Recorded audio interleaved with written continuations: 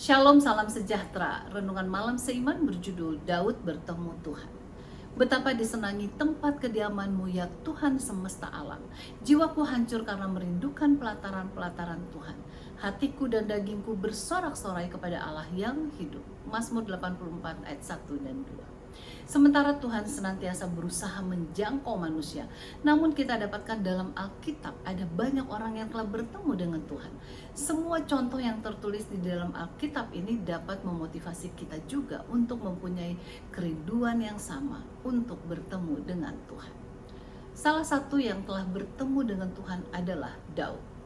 Pengalamannya dapat menjadi pelajaran untuk kita semua. Daud mengetahui apa artinya berada di hadirat Allah. Bahkan kehadiran Tuhan dalam kehidupannya telah memberikan kepadanya semangat, sukacita, dan sumber keberanian. Mazmur 16 ayat 11 mengatakan, Engkau memberitahukan kepadaku jalan kehidupan. Di hadapanmu ada sukacita berlimpah-limpah. Di tangan kananmu ada nikmat senantiasa.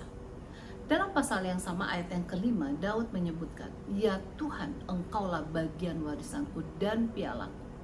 Engkau sendirilah yang meneguhkan bagian yang diundikan kepadaku. Kita dapat melihat bahwa Daud adalah seorang yang senantiasa memilih untuk bertemu dengan Tuhan. Oleh sebab ia merasa tidak puas dengan berbagai masalah dunia. Bahkan dia mempuaskan hidupnya sekitar bertemu dengan Tuhan. Pengalaman hidupnya telah merubah bukan hanya dirinya sendiri, dari seorang gembala menjadi seorang raja, dan juga merubah bangsanya dan bangsa-bangsa lain pada masa mendatang. Kita melihat dampak dari pertemuan Daud dengan Tuhan pada masa mudanya. Di dalam 1 Samuel 17 ayat 34 dan 37, tetapi Daud berkata kepada Saul, Hambamu ini biasa mengembalakan kambing domba ayahnya. Apabila datang singa atau beruang yang menerkam seekor domba dari kawanannya, pula kata Daud, Tuhan yang telah melepaskan aku dari cakar singa dan dari cakar beruang, Dia juga akan melepaskan aku dari tangan orang Filistin itu.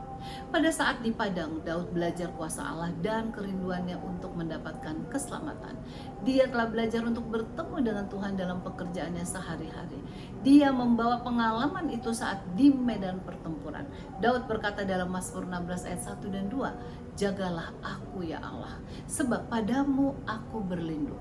Aku berkata kepada Tuhan, Engkaulah Tuhanku, tidak ada yang baik bagiku selain Engkau.